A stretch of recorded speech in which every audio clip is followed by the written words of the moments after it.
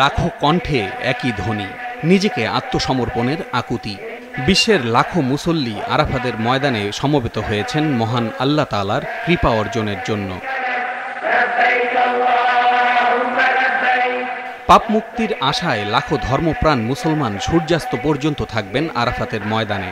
মসজিদে নামিরা থেকে হজের খুতবা পাঠ করবেন পবিত্র মসজিদুল হারামের ইমাম ও খতিব শায়েখ মাহের বিন হামাদ আল মুয়াইকিলি। এবার বাংলাসহ বিশ্বের 50টি ভাষায় অনুবাদ করা হবে হজের খুতবা।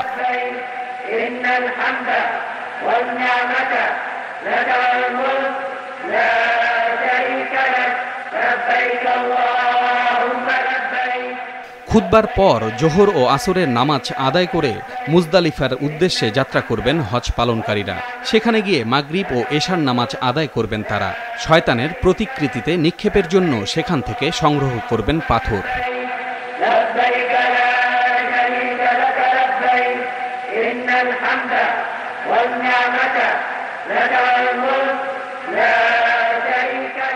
মুজদালিফায় ফজরের নামাজ আদায় করে আবারও মিনায় যাবেন মুসল্লিরা। সেখানে শয়তানের উদ্দেশ্যে পাথর মারার পর পশু কোরবানি দিয়ে মাথার চুল ছেঁটে গোসল করবেন। পরে এহরাম ছেড়ে স্বাভাবিক পোশাক পরে মিনা থেকে মক্কায় গিয়ে পবিত্র কাবা শরীফ 7 বার তাওয়াফ করবেন। মক্কায় বিদায়ী তাওয়াফের মধ্য দিয়ে শেষ হবে হজের আনুষ্ঠানিকতা।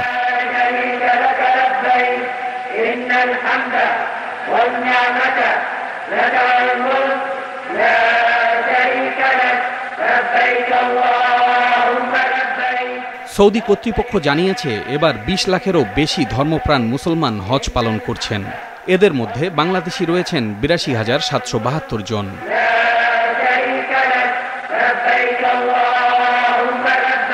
পলাশ রঞ্জন রায়, মাছরাঙা নিউজ ডেস্ক।